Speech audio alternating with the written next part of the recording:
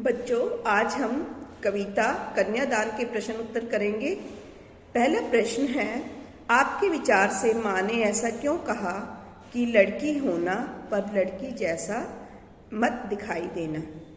माँ लड़की को ये बताना चाहती है कि स्वाभाविक रूप से जो लड़कियों में कोमलता होती है, सहनशीलता होती है, त्याग और ममता की भावना होती है, और ये सभी गुण लड़कियों को अपने परिवार से मिलते हैं और लड़कियों में इस तरह के गुण होने आवश्यक भी हैं। इस कारण जो माँ है वो ये बताना चाहती हैं कि लड़की होना, लेकिन अपने इन गुणों को अपनी दुर्बलता मत मान लेना। इसलिए माँ लड़की को समझाती है कि तुम्हारे जीवन में नारी सुलभ दुर्बलता ना आए, यानी तुम अपने इन गुणों के कारण अपने आप को कमजोर मत होने देना। किसी के भी अत्याचार और अनुचित व्यवहार का या किसी भी सामाजिक बंधन का तुम्हें प्रतिकार करना है, अपने ऊपर इन्हें हावी नहीं होने देना है। प्रश्न नंबर 2, आग रोटियां सेकने के लिए है, जलने के लिए नहीं। इन पंक्तियों में समाज में स्त्री को किस स्थिति की ओर संकेत किया गया है। इन पंक्तियों में समाज में स्त्री की दयनीय स्थिति की ओर संकेत किया गया है। वह ससुराल में जाकर अपनी घर गृहस्थी को संभालती है और फिर भी उसे अलग अलग तरह से प्रताड़ित किया जाता है, कभी दहेज के रूप में, और कई बार तो जो दहेज के लोभी लोग हैं वो लड़कियों को जला कर मार डालते हैं या उन्हें इतना विवश कर देते हैं कि वो अब आत्महत्या करने के लिए प्रेरित हो जाती हैं। कवि ने इन पंक्तियों के माध्यम से दहेज प्रथा की सामाजिक और विकट समस्या की ओर संकेत किया है। सेकंड पार्ट, माँ ने बेटी को सचेत करना क्यों जरूरी समझा। माँ अपनी बेटी को सचेत करना चाहती है, जागरूक करना चाहती है, और वह ऐसा इसलिए जरूरी समझती है क्योंकि जो उसकी बेटी है वो अत्यंत भोली भाली और सीधी सादी है और वह अपने ससुराल में आने वाली परेशानियों, बंधनों और अत्याचार से सावधान अपनी बेटी को करना चाहती है।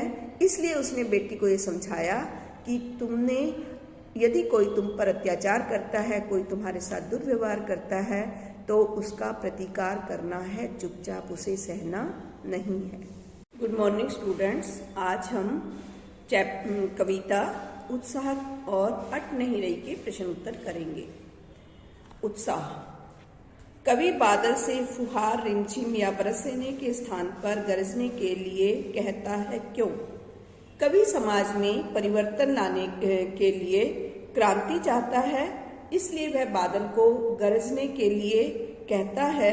क्रांति लाने के लिए उत्साह की आवश्यकता होती है, जो बादल की गर्जना से ही प्रकट होता है, रिमझिम फुहार से नहीं। प्रश्न नंबर 2, कविता का शीर्षक उत्साह क्यों रखा गया है। उत्साह एक आह्वान गीत है। आह्वान गीत का मतलब होता है बुलाना, बादलों को बुलाने की बात की गई है। इस कविता में बादलों के गरजने का आह्वान किया गया है, बादलों को गरजने के लिए कहा गया है।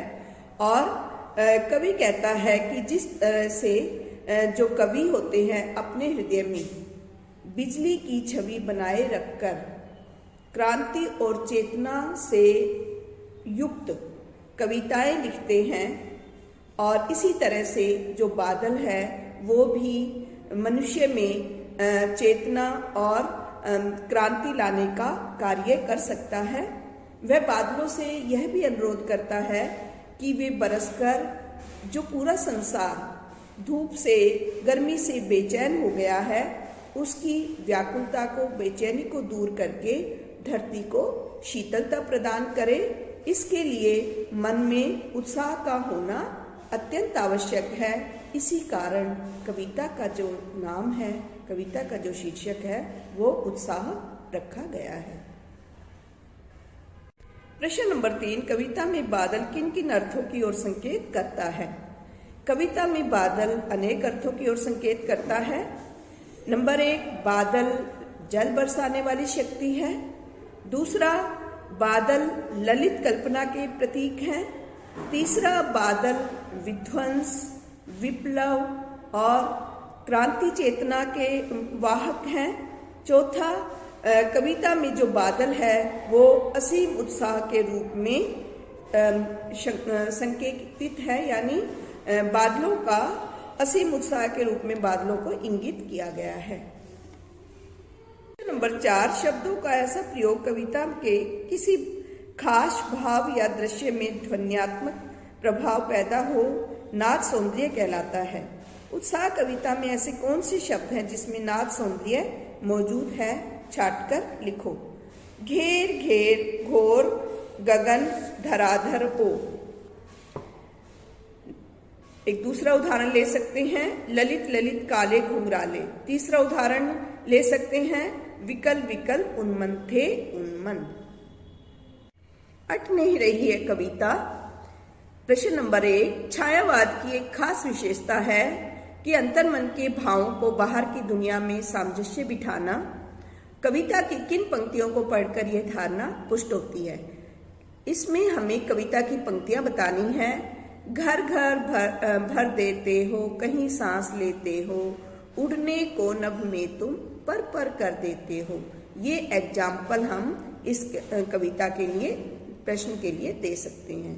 प्रश्न नंबर 2, कवि की आंख फागुन की सुंदरता से क्यों नहीं हट रही है? फागुन की प्राकृतिक सुंदरता में ऐसा निखार आया है कि उसकी जो आभा है, उसकी जो सुंदरता है वो समा नहीं पा रही है। फागुनी हवा चल रही है जिसके कारण धरती का जो कोना कोना महक उठा है और उसका जो अनुपम सौंदर्य है कवि को कल्पना की दुनिया में ले जाता है। कवि कल्पना की उड़ान भर रहा है। उसके सौंदर्य की मादकता ने कवि के ऊपर ऐसा जादू किया है कि उसकी जो दृष्टि है वो ठहर गई है और उसकी आंखें इस प्राकृतिक सौंदर्य को अपने अंदर समा नहीं पा रही हैं। नंबर 3, प्रस्तुत कविता में कवि ने प्रकृति की व्यापकता का वर्णन किन किन रूपों में किया है?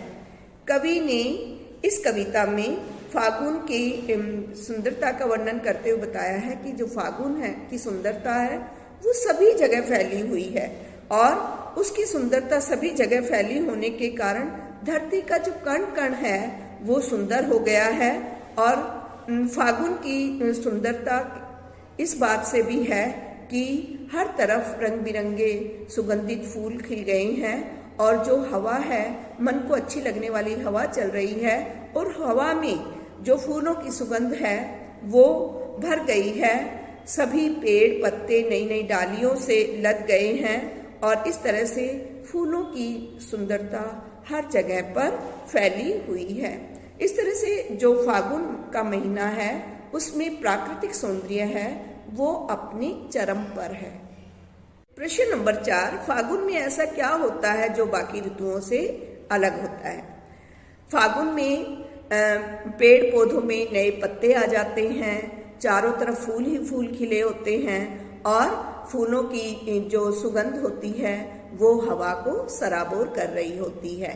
और हवा फागुन के महीने में ना अधिक गर्मी होती है ना अधिक ठंड होती है और मन को अच्छी लगने वाली मंद मंद हवा चल रही होती है और ये हवा मनुष्य के मन में स्फूर्ति और नया उत्साह पैदा करती है। और जो फागुन के महीने में आम पर बोर आ जाते हैं, कोयल कूकने लगती हैं, पक्षी चहचहाने लगते हैं क्योंकि सर्दी के बाद जो मौसम होता है वो सुहाना होता है, इसलिए चारों तरफ पक्षियों का कलरव सुनाई देता है और मौसम इतना सुहावना होता है, ना अधिक गर्मी होती है ना अधिक सर्दी होती है, सभी में एक उत्साह का, एक एनर्जी का यानी ऊर्जा का संचार होता है।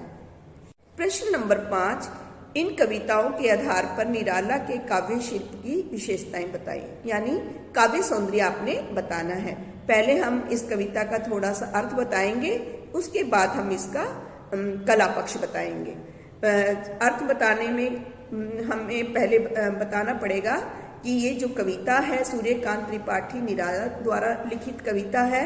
इसमें जो कवि हैं उन्होंने अपनी कोमलता, रगात्मकता और गहनता का प्रयोग किया है इसमें जो शोषित वर्ग हैं, उपेक्षित वर्ग हैं, पीड़ित है, उन लोगों के प्रति गहरी सहानुभूति व्यक्त की गई है और यहाँ शोषक वर्ग और सत्ता के प्रति प्रचंड प्रतिकार का भाव भी दिखाई देता है। कला पक्ष में हम इसका काव्य सौंदर्य बताएंगे। निराला जी का जो कला पक्ष है वो अत्यंत ही समृद्धवान रहा है। निराला जी की जो भाषा है शुद्ध खड़ी बोली है, उनकी भाषा सहज और सरल है, कहीं कहीं उसमें प्रसाद गुण भी आ गया है और इस तरह से प्रकृति का जो मनमोहक चित्रण किया गया है उसमें प्रसाद गुण की प्रधानता है।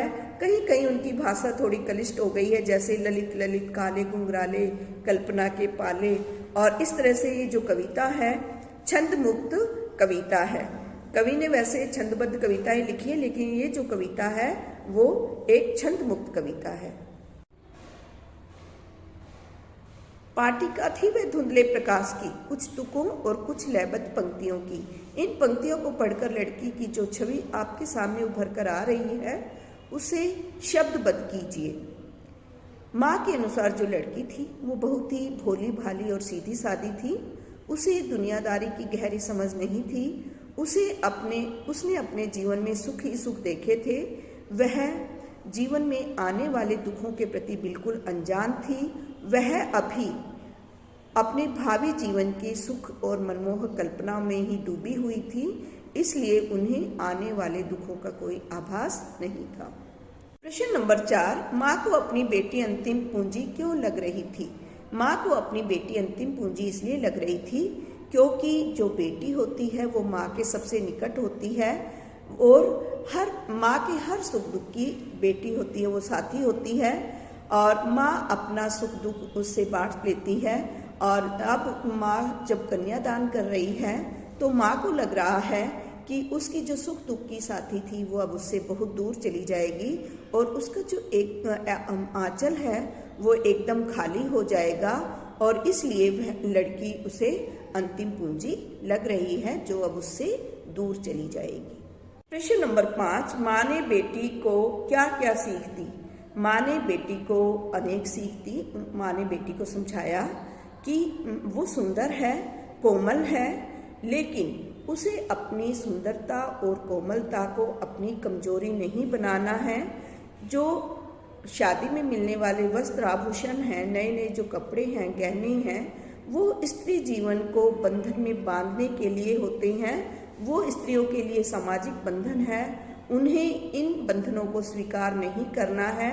यदि कोई उसकी दुर्बलता का फायदा उठाता है, यदि कोई परिवार में उसके साथ अत्याचार करता है, दुर्व्यवहार करता है, उसका उसे प्रतिकार करना है। अपनी कोमलता पर उसे हावी नहीं होने देना है। इस तरह से माँ अपनी बेटी को ये भी सीख देती है कि तुम्हें अपने परिवार के सभी कर्तव्यों को पूरा करना है। यदि फिर भी तुम्हारे साथ कोई अत्याचार या अनाचार होता है तो आपने उसका प्रतिरोध भी करना है।